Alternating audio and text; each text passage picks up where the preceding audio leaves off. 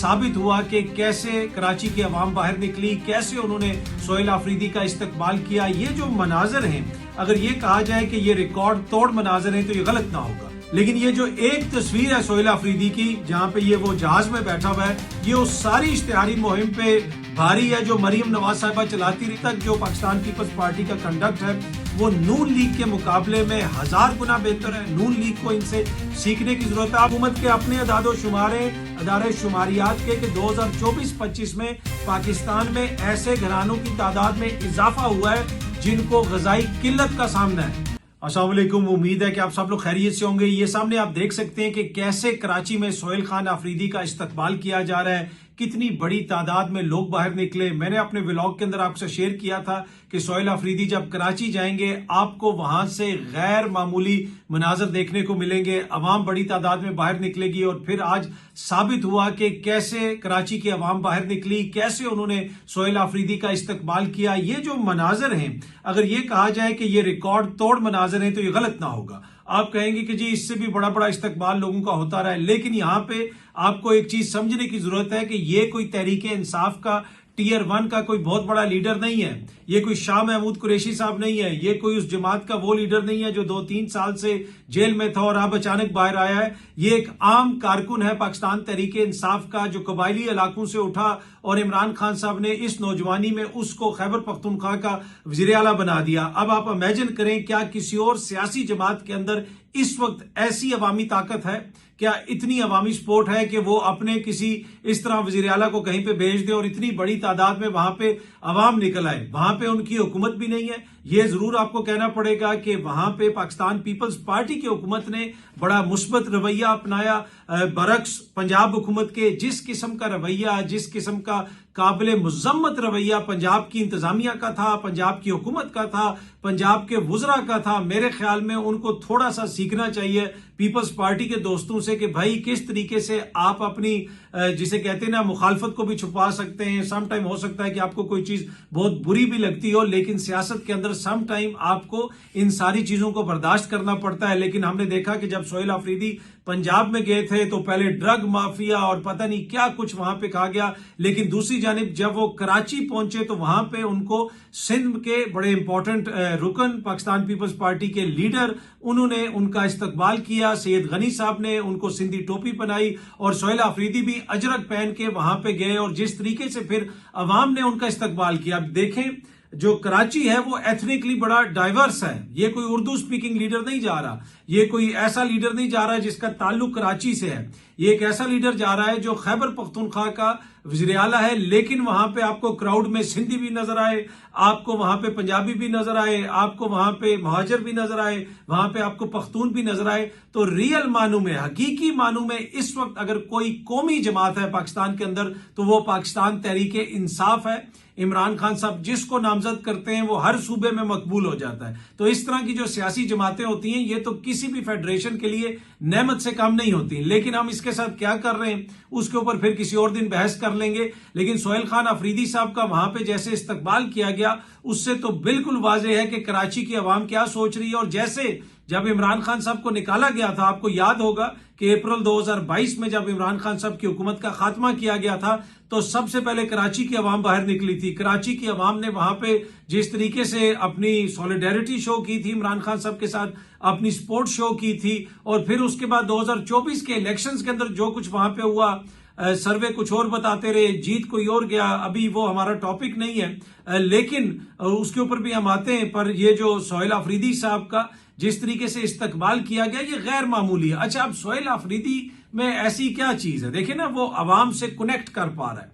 ये सामने आप तस्वीर देख सकते हैं। इस तस्वीर के अंदर जहाज के अंदर आम जो मुसाफिर जहाज होता है उसमें बैठ के सोहेल आफरीदी कराची जा रहा है। जी हाँ जी, पहले कहा गया कि एक फ्लाइट डिले हो गई है। बहुत सारे लोग ठट्ठे भी लेते हैं, जी वो लाहौर गया तो वजीर आला को यहां पे रोक दिया, उसको वहां पे रोक दिया, खुदा न खास्ता उसको बड़ा तंग किया गया, देखें जी कैसे उधर उनको जलील किया गया। ठट्ठे लेते हैं, मजाक उड़ाते हैं इन चीजों का, लेकिन ये इस चीज को समझने से कासर है कि अवाम उसके साथ कनेक्ट करती है जिसको वो अपने जैसा समझती है। आज सोहेल खान आफरीदी किसी सरकारी जहाज पे बैठ के वहां पे नहीं गया।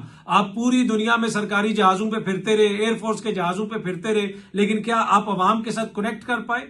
आपने जनाब करोड़ों रुपए के इश्तिहार दे दिए, हर जगह पे आपकी तस्वीर छप गई, लेकिन ये जो एक तस्वीर है सोहेल अफरीदी की जहां पे ये वो जहाज में बैठा हुआ है, ये उस सारी इश्तिहारी मुहिम पे भारी है जो मरियम नवाज साहिबा चलाती रही। हर जगह पे उनकी तस्वीर लगा दी गई, लेकिन देखें इधर सोहेल अफरीदी आम पब्लिक में बैठ के उनके साथ सफर करके वो कराची जा रहा है। हाँ, ये आप कह सकते हैं कि उसको शीशे वाली सीट दे दी है मीना खान अफरीदी ने। अगर मीना खान अफरीदी अड़ जाता तो हो सकता है कि सोहेल अफरीदी साहब को शीशे वाली सीट भी ना मिलती, लेकिन वो तो मैंने लाइटर नोट पे कहा। लेकिन इससे आप अंदाजा लगा लें कि क्यों अवाम इनसे कनेक्ट कर पा रही है, क्यों आज शफी जान इतना मकबूल है, क्यों आज मीना खान अफरीदी इतना मकबूल है, क्यों आज सोहेल अफरीदी इतना मकबूल है, क्यों आज शाहिद खटक इतना मकबूल है, क्यों इनकी दीगर क़यादत आज इतनी मकबूल है। क्योंकि ये अवाम के साथ कनेक्ट कर पा रहे हैं।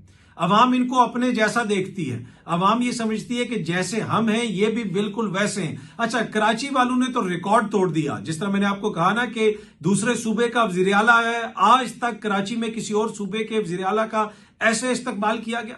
क्यों इस्तकबाल किया गया? उन्होंने कहा कि भाई ये कबायली नौजवान आ रहा है क्योंकि ये इमरान खान का नुमाइंदा है, ये पीटीआई का नुमाइंदा है, इस वजह से वहां पे सारी कौमियतों के लोग, चाहे कोई सिंधी है, पख्तून है, पंजाबी है, उर्दू स्पीकिंग है, सब बाहर निकले, सब ने इस्तकबाल किया। यहां तक कि फ्लैट्स के ऊपर से घर में जो बैठी हुई ख्वातीन थी वो भी ऊपर से नारे लगा रही थी, छतों पे खड़े बच्चे जो है इमरान खान के नारे लगा रहे थे। ये है जनाब 2026 का आगाज। मैंने आपको पहले भी कहा था कि जो सियासी बयानियां है इमरान खान साहब के मुखालफिन का, वो इतनी बुरी तरीके से पिट चुका है कि इनके पास कुछ भी नहीं है। 2026 में भी ये मुझे कहीं पे नजर नहीं आ रहे। फिर आपने देखा कि जिधर जिधर वो गए अवाम ने उनको रोका भी, अवाम के अंदर वो मिक्स भी हुए, अवाम ने उनके साथ तस्वीर भी ली, उन्होंने वहां पे नारे भी लगवाए, तो लगा अवाम को ऐसे ही कि जैसे यार ये हमारी तरह का ही बंदा है। ये वो चीज है जो मिसिंग है दीगर सियासी जमातों की क्यादत में से। अगर आप इमरान खान साहब को भी देख लें, उनका रहन सहन देख लें, आप उनकी बात करने का तरीका देख लें, वो बड़ा जो आम बंदा होता है उस किस्म का है। आप खान साहब की बहनों को देख लें, वो आम बंदे में बैठी होती हैं, उधर जिधर आम लोग रोटी खा रहे होते हैं वो भी साथ रोटी खा रही होती हैं, वो भी जमीन पे बैठी होती हैं। क्या दीगर सियासी जमातों के अंदर इस वक्त ऐसी क्यादत है जो इस तरह कर सके? अब वहां पे उन्होंने जलसा भी करना, और मैंने आपको पहले भी कहा था कि उनका जलसा बहुत बड़ा जलसा होगा, वहां पे बड़ा कामयाब जलसा होगा। जलसे के हवाले से हलीम आदिल शेख साहब ने यह शेयर किया हुआ था कि भाई जो फीस वगैरह देनी है, कोई 25 लाख रुपया उस ग्राउंड की, वो भी जमा करवा दी गई है। उन्होंने चेक्स और वो सारी रसीदें वगैरह भी शेयर की हुई थी सोशल मीडिया पे। तो अब इंतजार किया जा रहा है कि इतवार की शाम को एक बड़ा जलसा करेगी पाकिस्तान तहरीक इंसाफ। कल सोहेल खान अफरीदी हैदराबाद जाएंगे और आप देखेंगे कि हैदराबाद में भी उनका गैर मामूली इस्तकबाल किया जाएगा। उधर उन्होंने वैसे कोई वकला से खिताब वगैरह भी करना था, high court bar association Hyderabad से, लेकिन अब जो खबर ये आ रही है, और ये सामने आप लेटर भी देख सकते हैं, और सीनियर सहाफी रिजवान गलजई साहब ने यह खबर शेयर की हुई है कि वज़ीर आला केपी सोहेल अफरीदी को हैदराबाद हाई कोर्ट बार से खिताब की इजाजत देने से बार एसोसिएशन ने इनकार कर दिया। सोहेल अफरीदी कल हैदराबाद पहुंचेंगे, जहां मुख्तलिफ तकरीबात में शिरकत करेंगे, रैली की क़यादत भी करेंगे। हैदराबाद हाईकोर्ट बार एसोसिएशन के सदर एडवोकेट इशरत लोहार ने बार से खिताब की इजाजत न देने का लेटर जारी कर दिया। हैदराबाद हाईकोर्ट बार के 11 मेंबरान ने वज़ीर आला केपी को खिताब की इजाजत देने की मुखालफत की, सिर्फ एक मेंबर ने हमायत की। लेटर का मतन हैदराबाद हाई कोर्ट बार के जनरल सेक्रेटरी ने जाती बिना पर वज़ीर आला के पी सोहेल अफरीदी को खिताब की इजाजत देने का लेटर जारी किया था सदर बार एसोसिएशन। क्या वो इजाजत ना मिलने से कोई फर्क पड़ता है? देखने इस वक्त तो वैसे भी अदलिया कितनी जेर बहस है। अब आप देख लें कि इस्लामाबाद में एक बहुत बड़ा आजकल जो है ना मसला बना हुआ है, दरख्त काटे जा रहे हैं। सारे सीनियर सहाफी जो है उस पर बातें भी कर रहे हैं, उस पर ट्वीट्स भी कर रहे हैं, और बड़े इंपॉर्टेंट इशू को हाईलाइट कर रहे हैं कि जनाब हजारों दरख्त काट दिए गए, ऐसा कर दिया गया, वैसा कर दिया गया, मीडिया पे रिपोर्ट्स चल रही हैं। लेकिन क्या कोई बंदा एप्लीकेशन लेके अदालतों में गया? इस सारे इन्वायरमेंटल ये जो इशू है, इसके अंदर कहीं पे अदालतों का जिक्र भी हुआ है कि अदालत जाएंगे और अदालत रोक देगी? आई डोंट नो, शायद कोई एप्लीकेशन गई हो, लेकिन मेरी नजर से नहीं गुजरी। क्योंकि तासुर यह है कि कुछ भी ऐसा नहीं होगा जिससे इंतजामिया के काम में रुकावट पड़ेगी, यानी जो हुकूमत कर रही है वही होता रहेगा। तो बहुत सारे दोस्त कहते हैं कि जनाब वो जमहूरियत में ये भी होता है, जमहूरियत में वो भी होता है। भाई मसला ये है कि जब आइन और कानून की अमलदारी होती है तो उसमें इंसानों के हकूक से लेके दरख्तों के हकूक तक हर चीज का तहफ़्फ़ुज़ होता है और उस तहफ़्फ़ुज़ करने की जिम्मेदारी अदलिया के ऊपर होती है। अदलिया आपके राइट्स की जामिन है और एक अच्छा माहौल होना, मुल्क का क्लाइमेट बेहतर होना, यह भी आपका बुनियादी राइट है। इसको भी अदलिया प्रोटेक्ट करती है। लेकिन इस सारी बहस के अंदर अदलिया हमें कहीं पे फीचर होती हुई नजर नहीं आ रही। बहुत सारे सहाफी दोस्त जो है वो इंतजामिया को बुरा भला भी कह रहे हैं, इंतजामिया पे तनकीद भी कर रहे हैं। वो ये भी कह रहे हैं कि जी एक अफसर सबके ऊपर भारी हो गया, पूरी मशीनरी के ऊपर भारी हो गया, कोई वज़रा कुछ नहीं कर सकते, वजीर आजम कुछ नहीं कर सकते। भाई मसला ये है कि जब आइन और कानून की अमलदारी होगी तो एक वजीर आजम भी किसी पे भारी नहीं हो सकेगा, वो भी लोगों के सामने जवाबदेह होगा, अदालत उसको भी बुला लेगी। तो ये नहीं हो सकता कि आप बाकी सारी चीजों को इग्नोर कर दें और कहें कि जनाब इधर देखें कितना बुरा है, ये सारे दरख्त काटे जा रहे हैं। भाई ये दरख्त तो आज काट रहे हैं ना, पिछले 3 सालों से क्या हो रहा है? ये उसी चीज का तसलसल है कि जब आप चीजों को इस तरह छोड़ देते हैं और कहते हैं कि नहीं जी चीजें ऐसे बेहतर होंगी, दुनिया भर में ऐसा ही होता है, तो ये फिर उसी का एक तसलसल है, उससे ज्यादा और कुछ नहीं है। बाकी एक बेहतर इन्वायरमेंट के अंदर रहना, जिस तरह मैंने अर्ज किया, हम सब का हक है और जो कुछ इस्लामाबाद में हो रहा है टू बी ऑनेस्ट मेरे ख्याल में वो मुनासिब नहीं है। जिस तरीके से दरख्तों को काटा जा रहा है, अब ये भी कह रहे हैं जी शजरकारी करेंगे, हर कटे हुए दरख्त के जो है बदले एक दरख्त लगाया जाएगा। भाई दरख्तों को बड़ा होता जो है ना कई साल लग जाते हैं, दहाइयां लग जाती हैं। आपने ऐसे ही दरख्त काट दिए और दरख्त काट के जो है जिस तरीके से कंक्रीट का जंगल बनाया जा रहा है इस्लामाबाद को, मेरे ख्याल में वो मुनासिब नहीं है। लेकिन मेरे लिए जो इसमें चीज इंपॉर्टेंट है कि इस सारी बहस के अंदर कहीं पे भी अदलिया हमें नजर नहीं आ रही कि कोई बंदा चला जाए अदालत में पिटीशन कर दे और अदलिया इनको रोक दे कि भाई आप मजीद दरख्त नहीं काट सकते। तो जो ये हो रहा है कि हैदराबाद हाईकोर्ट बार एसोसिएशन कहती है जी सोहेल अफरीदी यहां नहीं आएगा, खिताब नहीं करेगा, तो मेरा नहीं ख्याल कि अगर हाईकोर्ट बार एसोसिएशन की जानिब से सोहेल अफरीदी साहब को इजाजत नहीं मिलेगी तो उनको कोई नुकसान होगा, यानी सोहेल अफरीदी साहब को कोई बहुत बड़ा नुकसान हो जाएगा। मुझे नहीं लगता ऐसा। बाकी वो मुंतखब बॉडी है, उनका फैसला है। अगर उनका ये फैसला है तो हम सबको रिस्पेक्ट करनी चाहिए, क्योंकि एंड ऑफ द डे जमहूरियत तो यही है कि जो मेजोरिटी का फैसला होता है आपको उसकी रिस्पेक्ट करनी पड़ती है। एनीवे, जिस तरह मैंने आपको पहले भी कहा कि कराची में रिकॉर्ड टूट गए हैं। ये देखें आप मनाजर, किस तरह वहां पे उनका इस्तकबाल किया गया। ये किसी एक जगह पे नहीं, एयरपोर्ट से वो बाहर निकले उधर भी ऐसा इस्तकबाल किया गया, जिधर जिधर वो जाते गए ऐसा ही इस्तकबाल किया गया। और कल आप हैदराबाद में भी इसी किस्म के मनाजर देखेंगे। और एतवार वाले दिन जो खैबर पख्तूनख्वा के वजीर आला जलसा करने जा रहे हैं कराची में, वो भी बहुत बड़ा जलसा होगा। पर मुझे ये लगता है कि कुछ ऐसा चांस है कि शायद जलसे को रुकवाने की कोशिश की जाए। जिस वक्त मैं ये वीडियो बना रहा हूं अभी तक ऐसी कोई इंफॉर्मेशन नहीं है, लेकिन मुझे ये लगता है, ये मेरे पास कोई खबर नहीं है, मैं कोई आपके साथ खबर शेयर नहीं कर रहा, लेकिन ये जो मनाजिर आए हैं ना, ये बड़े तकलीफ देह मनाजिर हैं हुक्मरानों के लिए। तो अब शायद रंग में थोड़ा सा भंग डालने की कोशिश की जाए और जलसा करने की इजाजत ना दी जाए। लेकिन देखना पड़ेगा कि मिलती है इजाजत या नहीं मिलती। लेकिन अब तक जो पाकिस्तान पीपल्स पार्टी का कंडक्ट है वो नून लीग के मुकाबले में 1000 गुना बेहतर है। नून लीग को इनसे सीखने की जरूरत है। आप नून लीग के वुजरा की जुबान देखें, वो किस किस्म की जुबान वहां पे इस्तेमाल कर रहे थे। जो सलूक किया गया था वहां पे, जिस तरह के धक्के दिए गए, जिस तरह के सहाफियों ने वहां पे क्वेश्चंस किए, उसमें पता नहीं कौन कितने जय्यद सहाफी थे, कितने नाम नेहाद सहाफी थे, मुझे नहीं पता। लेकिन जो सलूक किया गया क्या वो मुनासिब था? तो उनको इनसे सीखने की जरूरत है। देखें, बरतानिया में ना एक सियासी जमात है टोरी पार्टी, कंजर्वेटिव पार्टी, और उनके हवाले से ये तासुर है, बल्कि उनको कहा जाता है नास्टी पार्टी, कि ये नास्टी लोग हैं। ये इतने नास्टी हैं कि ये जब भी आते हैं ये गरीबों के ऊपर हमलावर होते हैं, ये लोगों के राइट्स को कर्टेल करने की कोशिश करते हैं। और पाकिस्तान के अंदर भी जो नून लीग है उसके हवाले से ये तासुर है कि इनके जो रवैये हैं वो बड़े जमहूरियत मुखालिफ होते हैं। और इन्होंने साबित किया है हालिया दिनों में, जब सोहेल खान अफरीदी वहां पे गए, जो इनका रवैया था क्या वो मुनासिब था? गुज़िश्ता रोज ही महमूद खान चकजई साहब गए, जब तहरीके तहफ़्फ़ुज़ आने पाकिस्तान का काफिला जा रहा था, पंजाब के अंदर जो उनके साथ सलूक किया गया, उनकी जो गाड़ियां तोड़ी गई, वो किसने गाड़ियां तोड़ी? क्या उनको सिक्योरिटी फराहम करना पंजाब की इंतजामिया का काम नहीं था? क्या उनकी जिम्मेदारी नहीं थी? ये तो कहते हैं जी बड़ी जबरदस्त गवर्नेंस है और सबसे बेहतर सूबा है, पेरिस बना दिया है, इतनी खूबसूरती कर दी है, ये कर दिया, वो कर दिया। भाई पहले लोगों के जो बुनियादी राइट्स होते हैं आप उनको तो प्रोटेक्ट करें।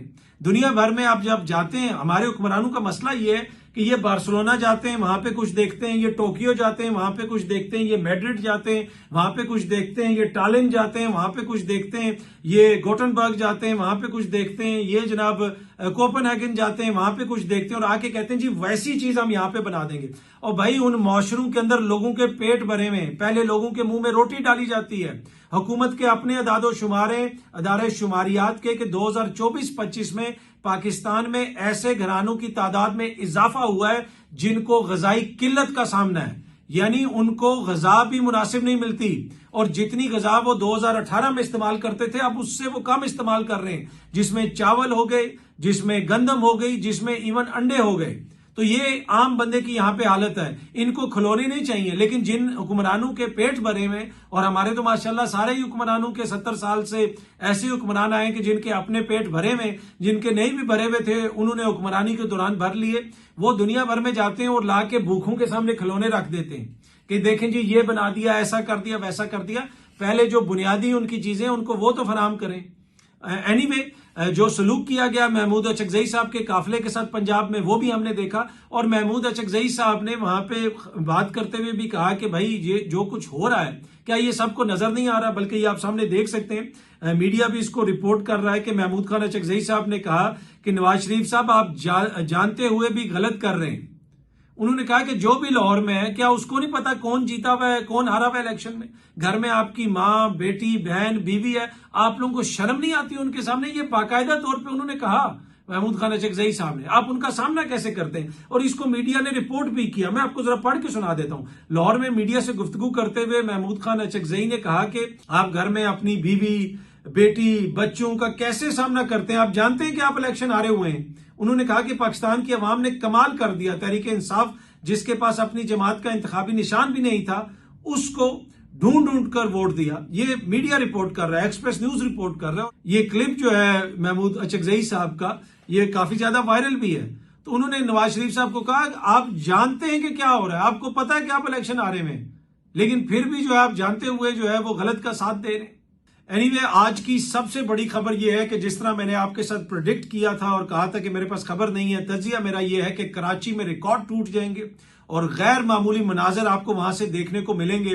और फिर आपने देखा कि जब सोहेल अफरीदी वहां पे गए तो लोगों ने कहा कि जी छोटा इमरान खान आ गया, यानी इमरान खान का नुमाइंदा आ गया, और फिर जैसे उनका इस्तकबाल किया गया वो आपके सामने है। ये क्यों इस्तकबाल किया जा रहा है? देखिए इसको भी आप समझें। कुछ चीजें तो मैंने आपको बता दी। लोगों को ऐसे लगता है कि अगर इस वक्त कहीं पे हमारे वोट की इज्जत है तो वो खैबर पख्तूनख्वा में है। महाजर भी ये समझता है, पंजाबी भी ये समझता है, गिलगित का रहने वाला भी ये समझता है, कश्मीर का रहने वाला भी ये समझता है, पख्तून भी ये समझता है, उसके अलावा बलोच भी ये समझता है। वो ये सारे समझते हैं कि मेरे वोट की उस सूबे में इज्जत है, यानी मेरे जैसे आम बंदे की वोट की उस सूबे में इज्जत है।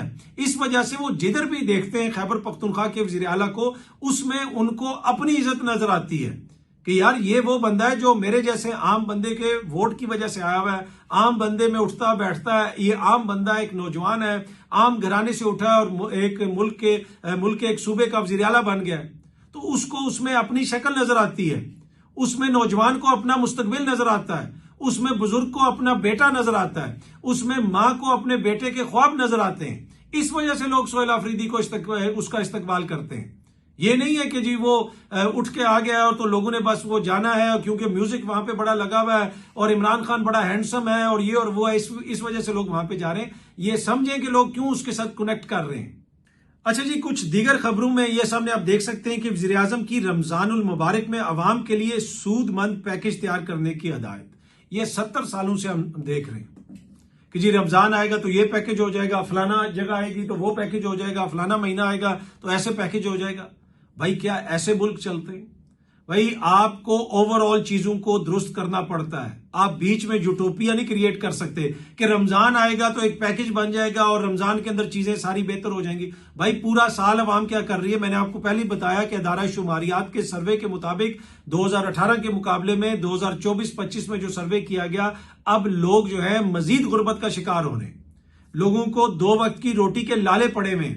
आपको ओवरऑल चीजों को तब्दील करना पड़ेगा। लेकिन ये वो हुक्मरान अशराफिया है कि जहां पे गुज़िश्ता 5-6 सालों के दौरान पाकिस्तान की अवाम की हालत ये हुई कि पाकिस्तान के अंदर इस वक्त 25% घराने ऐसे हैं जिनको ग़िज़ाई किल्लत का सामना है और बहुत सारे लोग ऐसे हैं कि जिनकी एक्चुअल जो इनकम है उसमें कमी आई है, वो 2015 के लेवल पे आ चुकी है।